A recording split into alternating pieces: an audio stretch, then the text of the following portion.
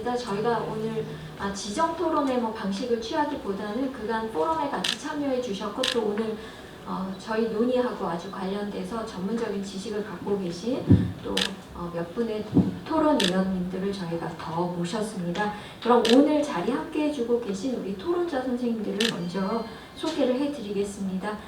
권혁 부산대학교 법학전문대학원 교수님이십니다. 갑자기 말씀드려서 놀라셨죠. 다음에 서울연구원의 연구위원이십니다. 변금성 박사님 참여해 주셨고요.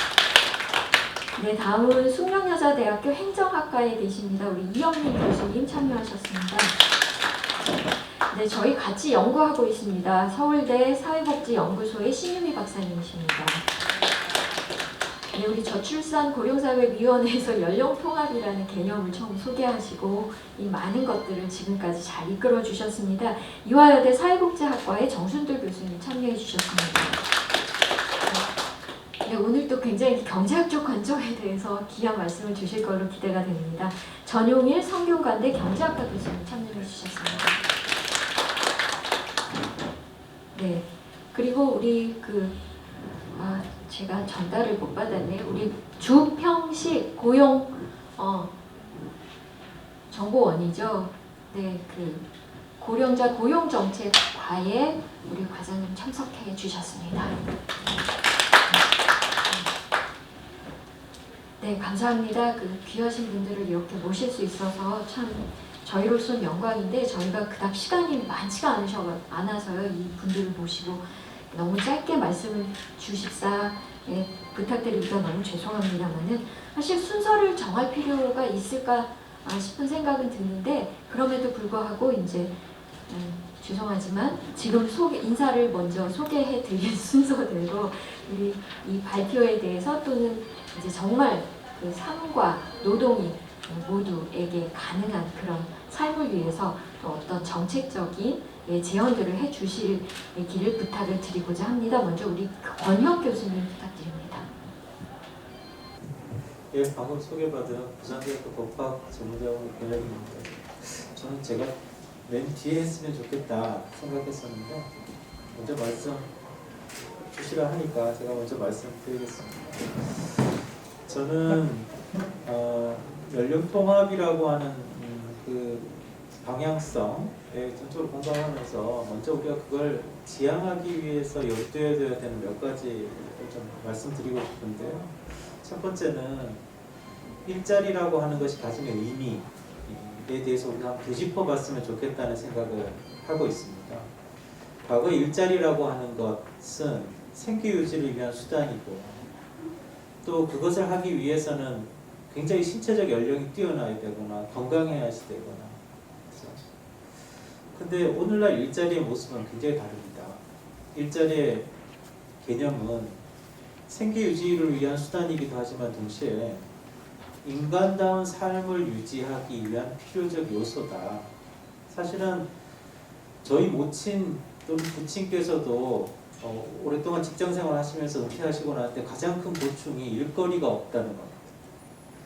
일자리가 있으면 시간이 너무너무 잘 갈 것 같고 보람찰 것 같은데 하루가 너무 길고 답답하고 세상에서 버려진 느낌.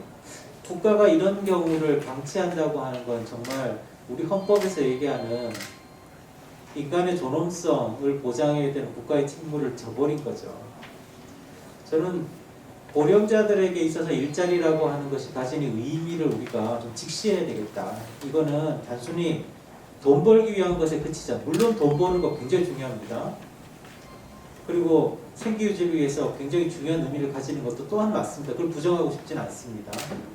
그런 의미에서의 일자리 못지않게 인간다운 삶을 유지하기 위한 그런 수단으로서의 어떤 보람으로서의 일자리를 우리가 직시해 본다고 하면 고령 일자리의 문제, 이거는 우리 사회가 굉장히 주목해야 되는 부분이라고 생각합니다. 그럼에도 불구하고 지금까지 우리 고령 일자리에 관해서 너무 경제적으로만 접근한 것이 아닌가. 또 다른 한편에서는 복지 또는 배려 이런 관점에서만 우리가 바라본 건 아닌가. 그런 이제 좀 아쉬움, 걱정 이런 것들이 좀 있었습니다. 두 번째는 우리가 직장이라는 이 공간은 말씀드린 대로 우리가 살아감에 있어서 생계유지를 위한 것이기도 하지만 인격실현의 장이기도 하기 때문에 모든 근로자들은 정말 평화롭게 일할 권리가 보장이 돼야 됩니다. 여기에는 차별과 편견으로부터 멀어지는 것이 우선이죠. 근데 우리나라는 알게 모르게 아직까지 편견을 부여하는 여러 가지 맥락들이 있는데요. 그동안 굉장히 많이 문제됐던 게 성별이라는 거예요. 근데 우리도 어느 순간 또 연령이라는 큰 장벽 안에서 굉장히 고전하고 있다는 생각도 들어요. 무슨 말씀인가 하면 연령이 많은 근로자들은 저생산성 또는 외부의 수용성이 떨어지는, 그럼에도 불구하고 굉장히 수직적인 권위 이런 어떤 편견이 우리 직장 문화 안에 존재한다면 이것부터 없애는 게 굉장히 시급할 것 같다. 그런 의미에서 우리 어떤 그 일자리 어떤 생산성이라고 하는 그런 관점에서도 연령 통합 뭐 되게 어렵게 얘기 들릴 수도 있지만 사실 우리 직장 생활을 함에 있어서 연령이 더 이상 무의미한, 그죠? 이런 사회가 빨리 왔으면 좋겠다, 그런 바람을 가지고 앞으로 이 법 제도도 그런 관점에서 잘 입체적으로 설계해 나가는 노력도 뒷받침됐으면 좋겠다. 단지 배려나 뭐 이런 은혜적인 의미에서의 어떤 제도 정책을 설계하는 것, 이것으로부터 좀 벗어나야 되겠다, 그런 생각을 하게 됩니다. 이상입니다.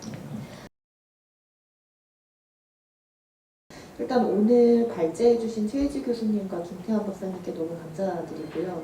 사실 포럼에 우연찮게 참여를 하면서 저 역시도 굉장히 많은 고민을 했던 시간들이었던 것 같습니다. 오늘 전체 1,000표를 봤더니 포럼은 굉장히 많은 포럼들을 하셔왔는데, 제가 이제 처음에 2월 달에 첫 번째 포럼에 참여를 해서 우리 사회 연령의 인식과 생애과정 변화에 대한 논의들을 처음에 했었습니다. 그리고 오늘은 과연 어떤 방식으로 제도적인 방안들, 정책적인 방안들을 마련해야 될지를 다양한 아젠다들에 대해서 이야기를 많이 해주셔서 처음 시작할 때의 고민이 잘 어우러져서 여러 가지 방안들이 나온 것 같아서 많이 배우는 시간이 되었는데요. 저는 최근에 이제 계속 청년 연구를 하고 있고 대내외적으로 청년이 굉장히 많은 관심을 받고 있는 것에 대해서 한편으로 굉장히 환영을 하면서도 포럼을 통해서 제가 말씀드렸지만 그러한 관심들이 또 다른 한편으로는 그렇지 못한 사람들에 대한 무관심으로 이어지는 그런 우려들이 좀 있습니다. 그래서 다행스럽게도 오늘 김태환 박사님께서 중고령자를 포함해서 발제를 해주셔서 굉장히 또 다행이라는 생각을 많이 했고요. 그리고 저희가 청년, 노년, 중고령 계속 이야기를 하지만 결국에 연령 통합이라는 이야기는 모든 사람이 연령에 상관없이 그 순간에 있었을 때의 다양한 기회와 일할 수 있는 권리들을 너무 평등하게 해줘야 되는 게 당연함에도 불구하고 환경적인 상황들 그리고 제도적인 여러 배제를 불러일으키는 여러 제도적인 제약들 때문에 많은 사람들이 노동과 그리고 삶의 어떤 다양한 질적인 조건에서 굉장히 벗어나 있는 상황들에 대해서 우려스러운 점들이 많이 있습니다. 그래서 저는 특히나 최근에 이제 고민이 되는 지점은 결국에 불평등이 핵심이라는 생각이 많이 듭니다.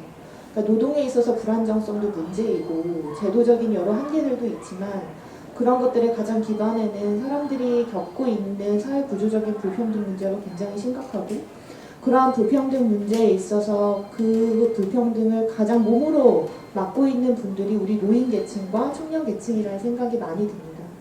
최근에 그 노동시장 관련해서 여러 가지 이슈들이 있지만 저는 10대 노동시장에 나와서 일을 시작하는 어린 나이에 일을 시작하는 사람들에 대해서도 우리 사회가 너무 무관심했고 심지어 이제 오늘 계속 이야기가 됐던 건 노년기에 일하시는 분들에 대한 이야기가 많이 되는 반면에 또 다른 한편으로는 굉장히 이른 시기에 일을 할 수밖에 없는 사람들이 여전히 존재하거든요.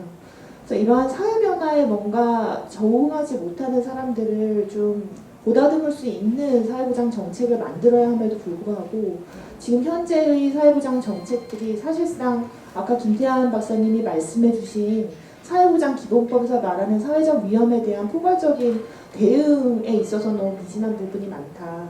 그래서 오늘 이 자리가 사실 고용환경 개선을 중심으로 많이 논의가 되었지만 사회보장 제도에 있어서도 우리가 함께 고민을 앞으로 해 나가야 될 일들이 굉장히 많다는 생각이 듭니다. 감사합니다.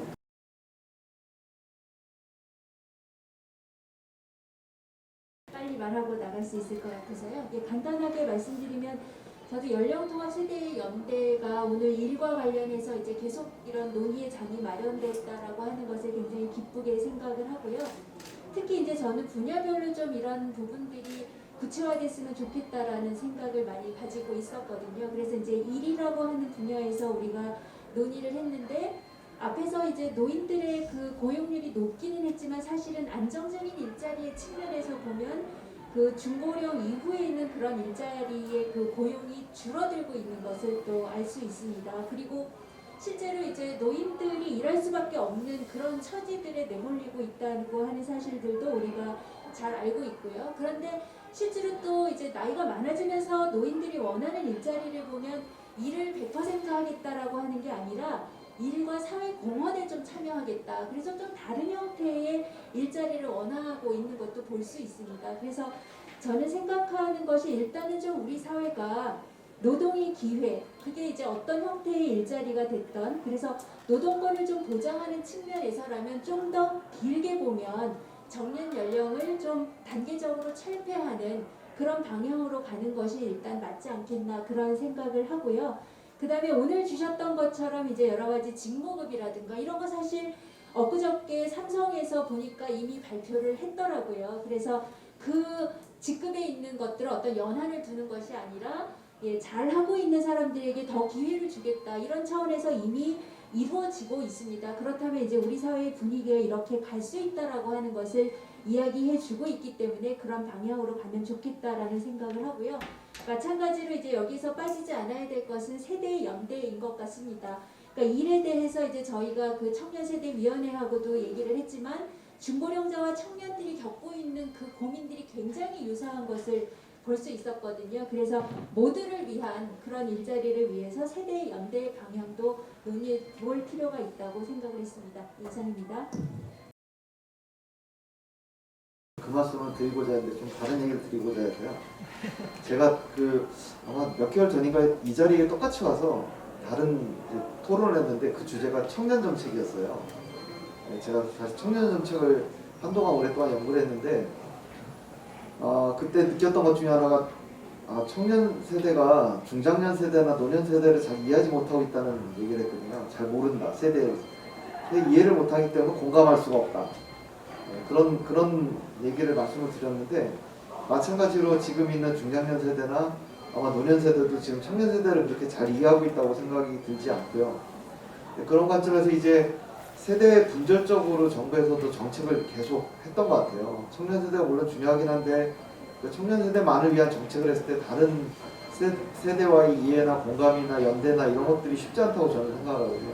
그게 청년 정책의 가장 큰 문제라고 저는 또 계속 인식을 해왔어요. 그러니까 결국 청년이 예컨대 일을 하러 갔을 때 일을 하는 사람들은 중장년 아니면 노년이 일자리에 노동시장에 갔을 때 잘 이해를 못하는 상태에서 본인들의 생각이나 이제 권위나 주장만을 내세웠을 때 다른 세대가 어떻게 그걸 이해할지에 대해서는 또 공감을 그렇게 잘하고 있는 것 같지 않다는 생각이 들었어요. 그런 의미에서 다시 저출산 고령사회위원회에서 지금 하신 연령통합이라는 개념이 저는 굉장히 신선하고 되게 좋게 봤어요. 그리고 아까 이제 최혜지 교수님 발표하신 그림에 이 세대 분절이 아니라 세대를 갖다 아우를 수 있는 정책을 만들고 집행하는 것이 좋다는 의미도 방향성도 굉장히 좋게 봤는데 한편으로 다소 걱정스러운 생각을 했던 것들은 뭐냐 이런 게 굉장히 좋은 레토릭이긴 한데 과연 이런 연령 통합적인 정책을 누가 그 정책을 수립하고 집행할 수 있을까?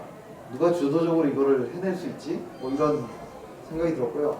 한편으로 정책적인 문제만이 아니라 사실 그런 것들을 할 수 있는 연구자나 전문가는 또 도대체 누구지? 그러니까 자기 세대에 대한 연구나 아니면 자기 분야에 대한 전문가는 많지만 이런 걸 연령 통합적인 관점에서 연구할 수 있는 사람이 도대체 어느 정도 있을까? 이런 이제 한계나 앞으로의 과제 이런 부분들을 느꼈고요. 그래서 아마 이 주제를 가지고 앞으로도 좀 고민을 해보고 앞으로 이런 방향으로 연구도 하면서 정책을 만들고 하는 것들은 되게 중요하다는 생각이 들었고요. 그런 의미에서 청년 정책을 연구하는 전문가도 있을 거고 중장년 고령 정책을 연구하는 분들이 계시고 노인 정책을 연구하는 분들 대상성으로 보면 그렇고요. 그 외에도 각 분야별로 복지나 고용이나 여러 뭐 주거나 뭐 재무나 이런 분야에 연구하는 분들도 같이 협업해야 되는 중요한 과제라는 생각했습니다. 한 말씀만 더 드리면 지금 말씀하신 것처럼 이 주제 자체가 중요하고 앞으로 우리가 가야 될 방향이라고 충분히 느껴지는데 아마도 저희 이제 고용 쪽에서 인적자원 개발 쪽에서도 느끼는 건데 여기 아마 제안하신 여러 가지 핵심 아젠다나 이런 부분들이 있을 텐데 아까 권혁 교수님 말씀하신 것처럼 그 어떤 방향성이나 슬로건 같은 것들이 있어야 될 것 같아요. 그러니까 누구나 일하고 싶고 일할 수 있는 기회가 마련돼야 되고 자기가 일하고 싶을 때까지 일할 수 있는 사회를 만들어 주는 게 가장 중요하다는 생각이 들고요. 그런 의미에서 그러한 욕구를 해결할 수 있는 방안이 무엇일까 이런 부분에 사회 제도나 정책을 마련해야 된다는 말씀을 드린 것 같고요. 고용 안전망이나 사회 안전망, 소득보장 체계 개편 이런 것도 당연히 필요하다고 생각되고 제가 최근에 해외 사례를 연구하면서 느꼈던 것 중에 해외 선진국들을 보니까 어쨌든 아까 이제 발표하신 내용 중에 많은 부분이 급여와 관련된 부분이 많아요. 근데 다시 저는 급여 얘기를 하면 상당히 재원 문제부터 시작해서 사회적인 어떤 반발이라든지 이런 것들이 굉장히 많고 재원 마련에 대한 논의의 한계들이 굉장히 많다는 생각을 했는데 물론 그 부분은 그 부분대로 논의를 해야 되겠지만 중요한 거는 사실 서비스를 좀 더 확대하고 내실화 하는 게 중요하다고 생각을 합니다.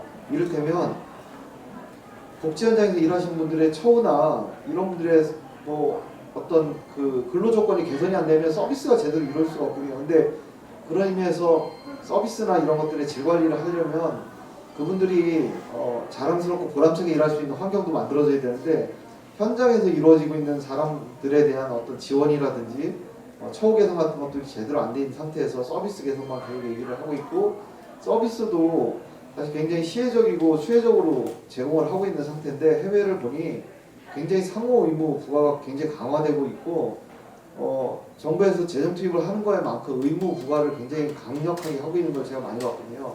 근데 그럴 의무 부과를 하려면 어쨌든 그 현장에서 일하시는 분들이 좀 더 전문성을 가지고 그리고 열정적으로 좀 일할 수 있는 환경을 앞으로도 정부가 좀 마련을 해주셨으면 좋겠다는 그런 생각을 해봤습니다. 이상입니다. 네, 좋습니다. 오늘 두 백제장님 발표 들으면서 또 한 번 배울 수 있는 기회였고요. 발표 준비를 또 연구진으로서 함께 하면서 OECD 자료들을 많이 보게 되었는데요. 그러면서 한국의 특성에 대해서 조금 더 많이 고찰하게 되었습니다. 오늘 이야기 나왔던 것 중에서 가장 중요한 것은 바로 그것이었던 것 같은데요. 이미 많은 노인분들이 노동 현장에, 노동 시장에 참여하고 계시지만 그 질을 어떻게 우리가 향상시킬 것인가 이 부분에 대한 논의가 빠지지 않고 이루어져야 된다고 생각하고 있고 이 부분에 대해서는 오늘 발표하신 내용들이 조금 더 깊게 논의가 되면서 향후에 또 한 번 이야기 나눌 수 있는 자리가 있었으면 좋겠다 이런 생각을 하고 있습니다. 제 발표는 시간상 짧게 마치도록 하겠습니다. 감사합니다. 뭔가 다른 얘기를 해야 되는군요.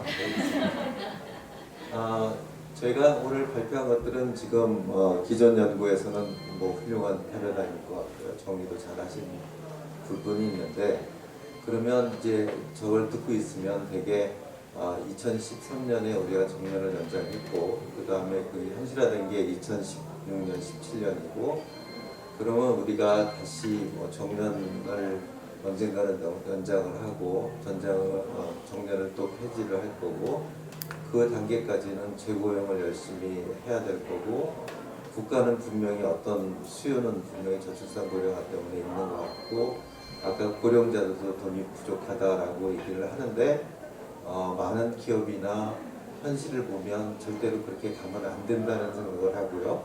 또 경제학자로서 저 패러다임이 거꾸로 현실을 도외시한 학자들이 도식화 만들어는 뭐 저도 저렇게 글을 수없이 많이 쓰지만 저게 얼마나 맹점이 많은 건지를 생각을 많이 하게 됩니다. 첫 번째 저거는 기업에서 받아들일 수도 없고요.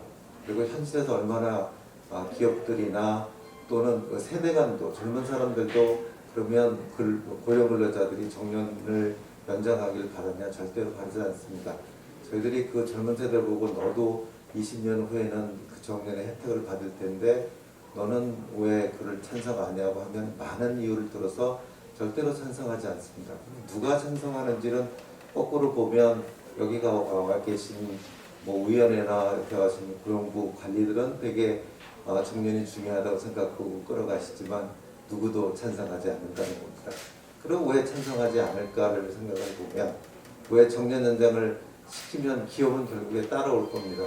내년 내후년에 어떤 환경 변화를 65세 하라면 기업은 꽁얼꽁얼거리지만 결국에 하긴 할 겁니다. 그러면 우리는 우리의 연구가 옳았다고 생각하고 기업은 니네가 너무 단기적이었기 때문에 현실을 못 보고 있었고 우리가 옳았기 때문에 너는 따라온다라고 얘기를 하겠지만 그게 갖고 올 피해들이 얼마나 많은지에 대한 고민들을 하셔야 됩니다. 그러면 뭐 제가 길게 얘기하기는 어렵고 그러면 왜 어떤 문제들이 있는지를 생각해 보시면 지금 우리가 당연히 재고용하고 그리고 정년 연장하고 그다음에 정년 폐지하는 수순이라는 게 현실로 작동하지 않는다는 말씀을 드리는 이유는 기업도 저희들이 규모라는 게 있고 업종이라는 게 있습니다.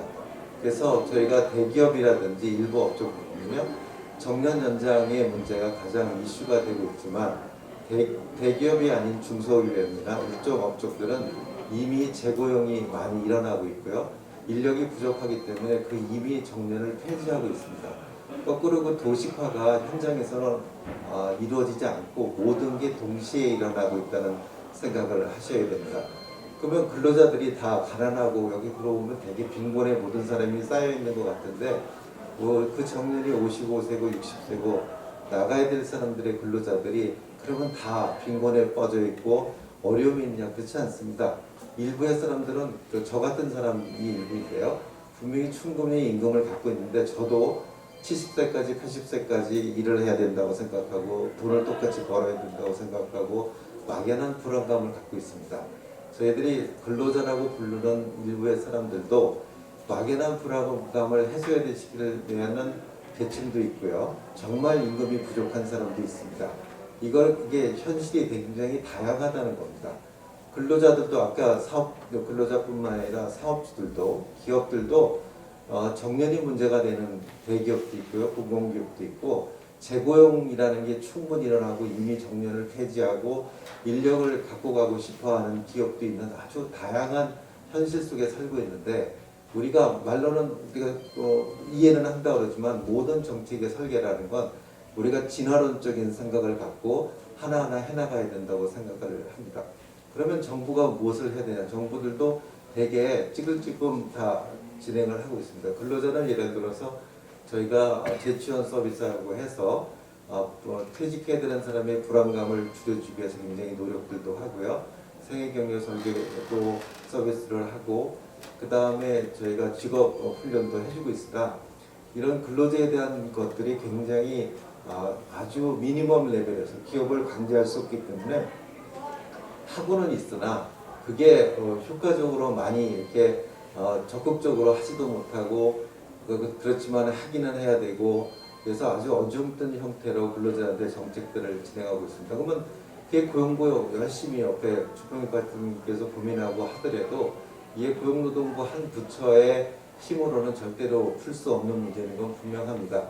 아까 기업한테 그러면 우리 주평식 과장님이 하실 수 있는 정책이라는 건 예를 들어서 대기업에 일정 고령자를 고용해야 된다는 기준고용이라든지 아니면 중소기업의 적화업종이 뭔지를 설계해서 한다든지 아까 장려금에 대해서 지금까지 뭐 2,000개 정도 그게 많지 않은 기업들한테 하게 되는데 그렇게 적은 숫자들의 장려금 지원금을 하는 것들 결국에 아까 정책 수단으로서 할 수 있는 거라는 건 아까 말한 것처럼 기준고용률, 적합직종, 장려금, 거유의 조세 부담을 좀 완화하는 역할들 뿐인데 그 정부가 할 수 있는 것들의 아이템을 가질 수 있지 그 장려금이라고 하는 것도 실제로 필요하게 유효하게 갈 수 있을 만큼 정부가 갖고 있지 않습니다. 저희들이 예를 들어서 뿌리산업 아까 장려금을 준다 해도 한 사람한테 줄 수 있는 건 뭐 20만 원, 30만 원 주는데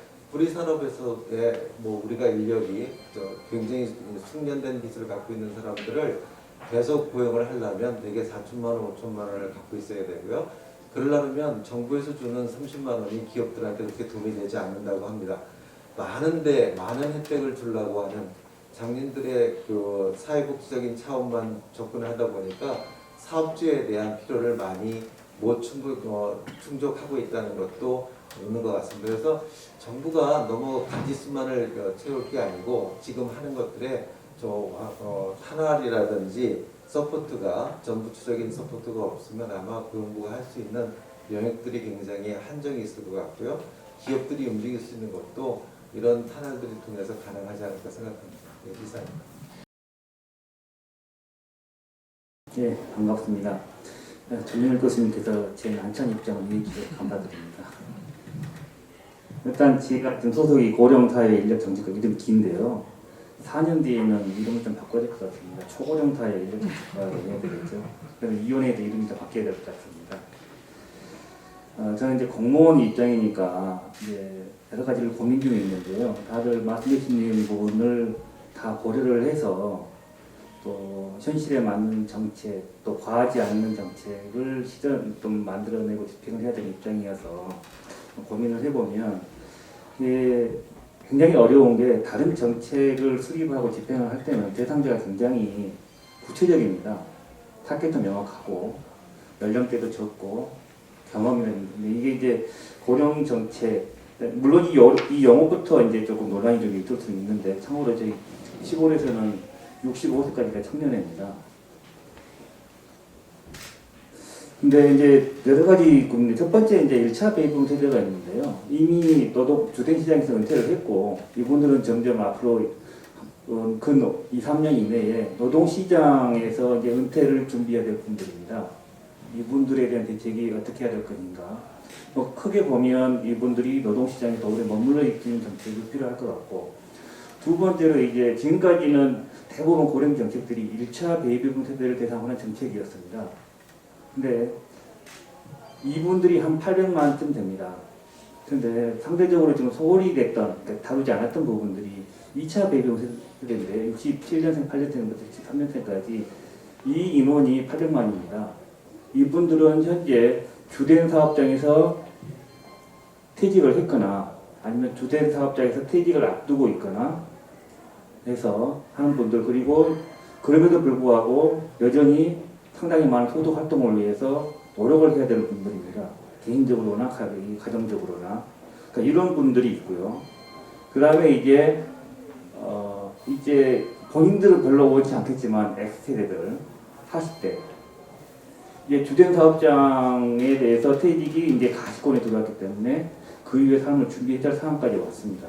그래서 앞으로 이 고령 정책, 중장년 정책들은 이 다양한 사람들, 이 특징이 뭐냐면 학습 경험도 다르고, 살아온 경험도 다르고, 보는 시각도 다르고, 인구수도 다르기 때문에 정말 복잡한 문제가 접근을 해야 되는데요. 지금 시장 상황을 보면 이게 정책 효과인지 아니면 시장 효과인지는 모르겠는데 물론 공무원들은 정책 효과라고 포장을 하겠지만 근데 여러 가지 이유 때문에 현재 늘어나는 현상을 보면 주된 사업장에서 퇴직하는 연령도 조금씩 늘어나고 있고 정년으로 퇴직한 사람도 늘어나고 있고 그리고 정년제 도입한 사람도 조금씩 늘어나고 있기는 합니다. 근데 이거는 아주 미시적인 시장의 변화인데 자, 이런 시장을 어떻게 볼 것이냐가 좀 굉장히 중요한데요. 지금 저희가 정책을 추진할 때 고려사항 내지 애로사항인 게 뭐냐면 여러분들 한번 인터넷 들어가셔가지고 고령자의 일자리 문제라든지 정년 연장이라든지 고령 연장이라는 부분들을 본인이 입력을 하시거나 어떤 분들이 글을 발표하실 때 댓글을 한번 보시면 어떤 댓글들이 나오는지는 보시면 좋은 댓글은 별로 없고요. 굉장히 안 좋은 댓글 그리고 회피하려는 부분도 굉장히 많습니다. 현실임에도 불구하고요. 그러니까 이런 현상이 현재 상황이고 두 번째 그럼에도 불구하고 우리가 33년부터는 임대공 수급 연령이 65세로 이미 정해져 있습니다.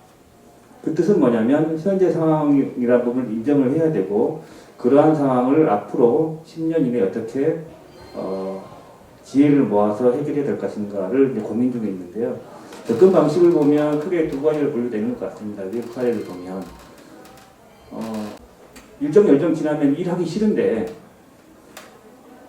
국가 입장에서 일했으면 좋겠다라는 차원에서 접근하는 방식이 있는 것 같고요. 주로 이제 그 국민연금을 포함한 노후소득 보장이 조금 잘 돼 있는 나라, 기초보장 잘 돼 있는 나라 유럽에서는 어떻게 하면 국민연금 수급 연령 이후로 계속 일할 수 있게끔 유도를 할 거냐 하는 게 하나가 있고, 두 번째는 이제 조금 우리나라나 일본, 대만 같은 아시아 국가들인데요. 노년 이후에 노후소득 보장이 좀 충분하지 않아서 본인은 정말 일하고 싶은데 여건이 안 돼서 어떻게 하면 이분들이 일하도록 도와드릴까 하는 부분들이어서요. 물론 그래서 전자인 경우에는 주로 연금 정책으로 많이 접근하는 것 같고, 후자인 경우에는 연금을 이제 확충한다는 부분들은 굉장히 재정적인 부분이 크겠지만 여러 가지 일자리라든지 지원금, 전달 체계, 능력 개발 다양한 방식으로 접근하는 것 같습니다. 이 방식에서 현재 저희들이 취해야 될 입장은 후자 입장인데, 아까 이제 전임 교수님으로 지적했던 것처럼 그러한 시장 상황을 이해를 하면서도 과하지 않고 여러 가지 이제 노력을 해야 되는데요.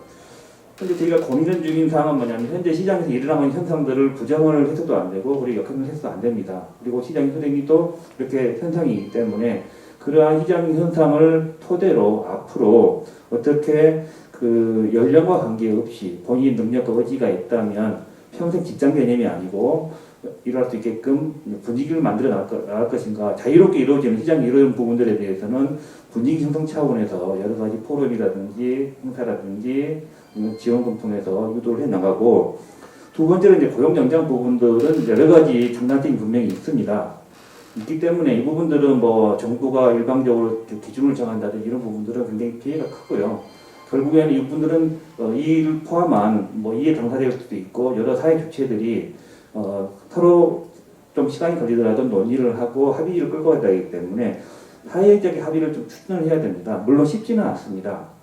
현재 이 작업은 진행 중에 있어서 고용 연장을 제도적인 부분을 어떻게 할 것인가, 우리가 어떻게 받아들일 것인가, 그리고 어느 정도로 입법할 것인가에 대해서는 진지하게 사회가 고민해야 될 부분이기 때문에 그 부분은 정부의 몫이 커서 진행을 하고 있고 앞으로 계속 논의를 해 나가면서 진행을 해 나가되, 문제는 이게 이제 정착이 되려면 여러 가지 정부 역할도 굉장히 큽니다. 그래서 뭐 지원금 정책이라든지 뭐 일자리 사업이라든지 이런 부분들 여러 가지 고민 중에 있습니다.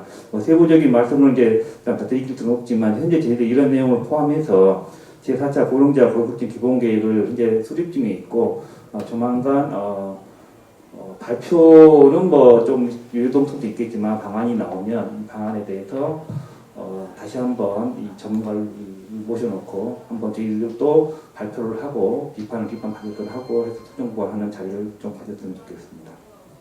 예, 마무리입니다. 우리 지금 이 자리가 가능하게끔 도와주신 저출산 고령사회위원회 위원님들 모두 다 감사드리고요.